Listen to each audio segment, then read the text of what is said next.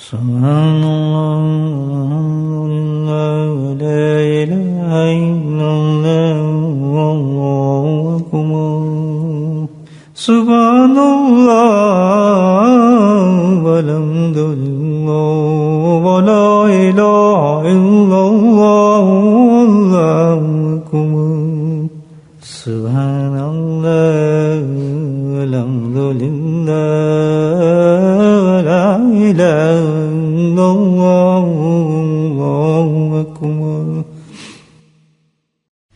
نحمده ونصلي على رسوله الكريم أما بعد قال الله تعالى في القرآن المجيد أعوذ بالله من الشيطان الرجيم بسم الله الرحمن الرحيم إن الله وملائكته يصلون على النبي يا أيها الذين آمنوا صلوا عليه وسلموا تسليما اللهم صل على سيدنا ومولانا محمد معدن الجود والكرم اللهم صل على سيدنا ومولانا محمد وآله وصحبه اللهم صل على سيدنا ومولانا محمد وآله وصحبه وبارك وسلم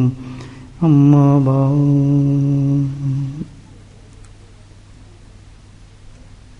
انسان کو دنیا ہو یا آخرت ہر چیز جو ہے اللہ کی رحمت پر مبنی ہے. ہمارا وجود، ہماری زندگی، ہمارا چلنا پھرنا، ہمارا کھانا پینا، جو کچھ بھی زندگی میں ہے وہ سارا اللہ کی رحمت پر ہی مبنی ہے. اور آخرت تو ہے ہی آخرت، اس کے تو سارے کام جو بھی ہیں آخرت کے تمام منازل جو ہیں وہ ساری کی ساری اللہ کی رحمت کے ساتھ منسلک ہے. کوئی پل، کوئی لمحہ ایسا نہیں جس کے ہم محتاج نہ ہوں اللہ کی رحمت کی ہر وقت. اور یہ رحمت جو ہے اللہ تعالیٰ کی کس طرح حاصل کی جائے،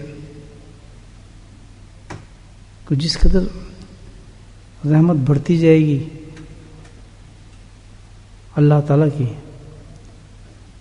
تو اسی قدر انسان کی زندگی سہل ہوتی چلی جاتی ہے. ساری مصیبتیں، ساری پریشانیاں، ساری بیماریاں ہیں، سارے اپس اینڈ ڈاؤنس زندگی کے سارے ہیں، جس قدر اللہ کی رحمت ہوگی وہ سارے کے سارے ختم ہونا شروع ہو جاتے ہیں. ہر امتحان، ہر ٹیسٹ انسان جو ہے بڑی آسانی سے پاس کر لیتا ہے، کیونکہ اللہ کی رحمت جو ساتھ ہوتی ہے انسان کی. اسی طرح آخرت کا معاملہ ہے.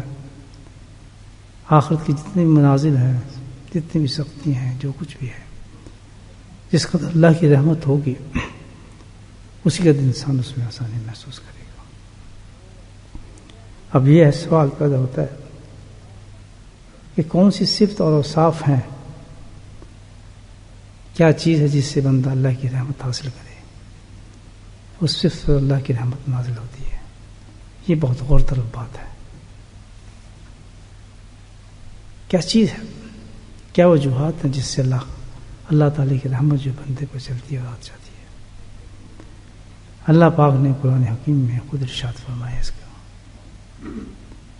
واتقوا اللہ لعلکم ترحمون. واتقوا اللہ لعلکم ترحمون.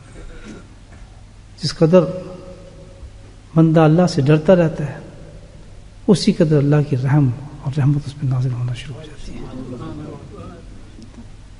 تو یہ اللہ تعالیٰ نے خود ہی ایک وجہ بیان فرما دی کہ اگر میری رحمت کے تم متلاشی ہو، میری رحمت کو حاصل کرنا چاہتے ہو، تو اس کی وجہ ایک ہی، ایک صفت پیدا کرو اپنے آپ میں.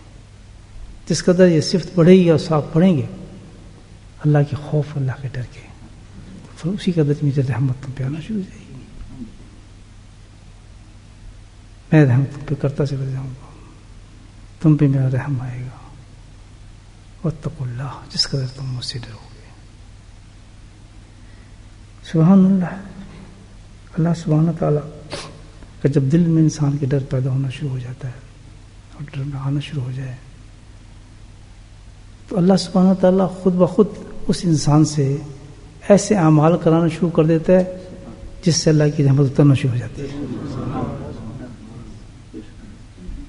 کیسے طریقے سے دیتا ہے اللہ تعالیٰ. جیسے جیسے انسان اللہ سے ڈرے گا اللہ تعالیٰ ایسی اس کو اعمال کی توفیق نصیب فرمائیں گے جو اللہ کی رحمت کو کھینچتی ہے.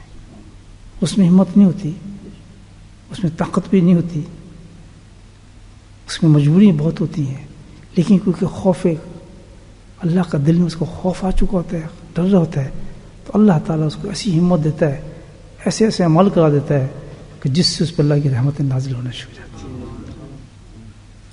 اور دور کیوں جاتے ہیں بھائی؟ آپ یہ مثال دیکھ لیں, جو ہم یہاں بیٹھے ہیں مسجد میں,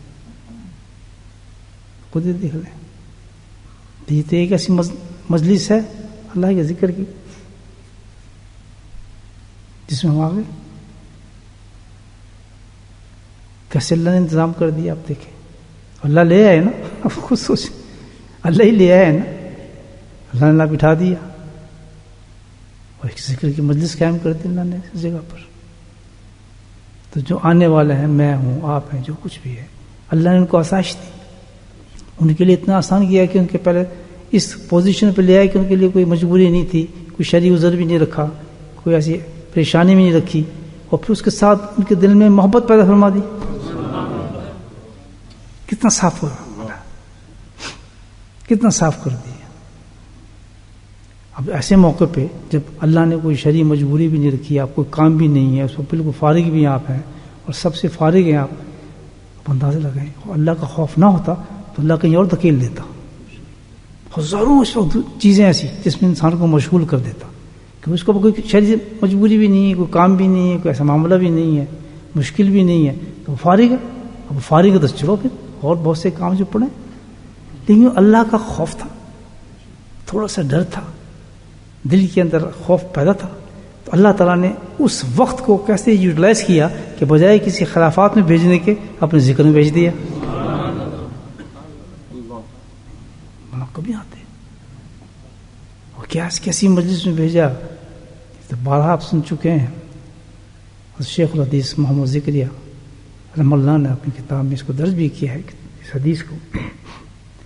اس کے دو راوی ہیں اس حدیث کے, ابو ہریرہ رضی اللہ تعالیٰ عنہ, ابو سعید رضی اللہ تعالیٰ عنہ, اور دونوں ساتھ اس حدیث کو پیش فرماتے ہیں. بڑے اچھے عجیب انداز سے حدیث کو پیش کیا اور کہا کس کا, انہما شاہدن, کہ ہم دونوں اس کی شہادت دیتے ہیں.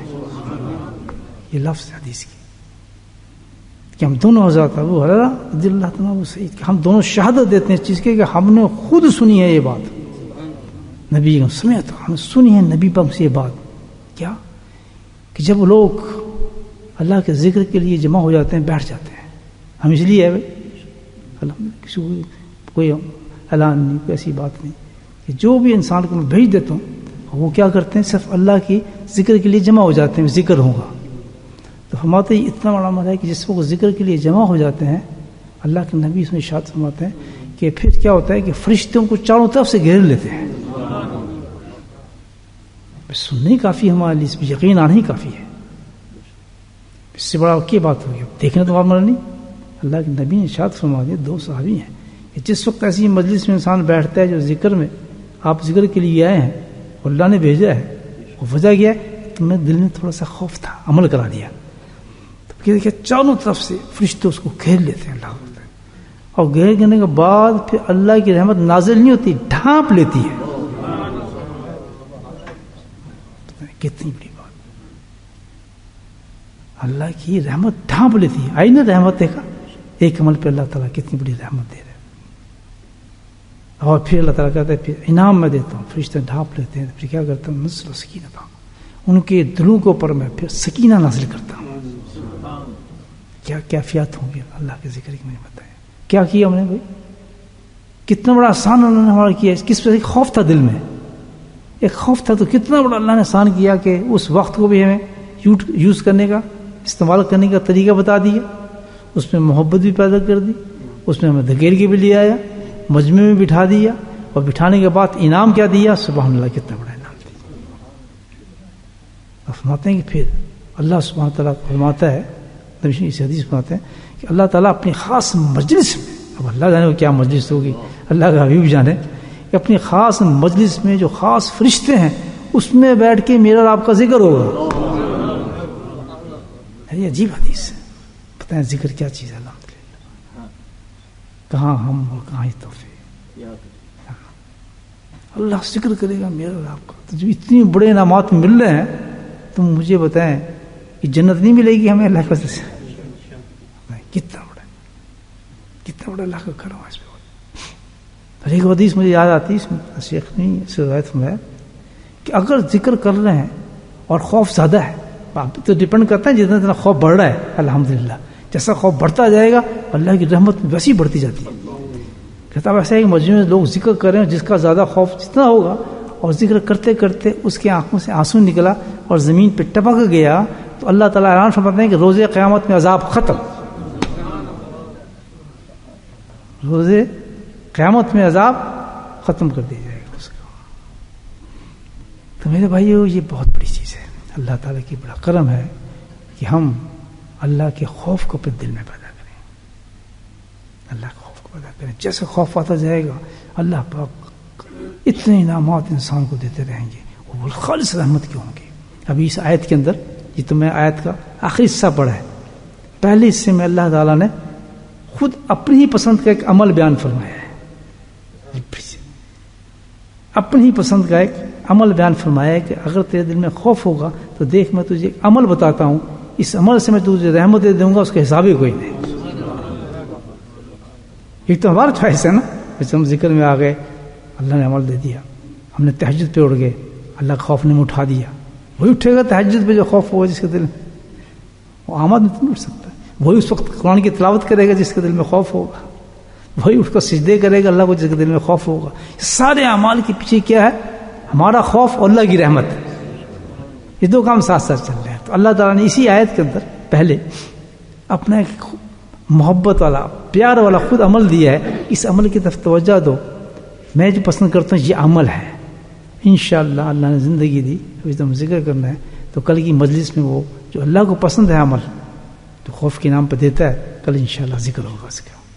اللہ تعالیٰ ہم سب کو توفیق دے کہ ہمارے قلوب کے اندر اللہ تعالیٰ کا خوف پیدا ہو جائے.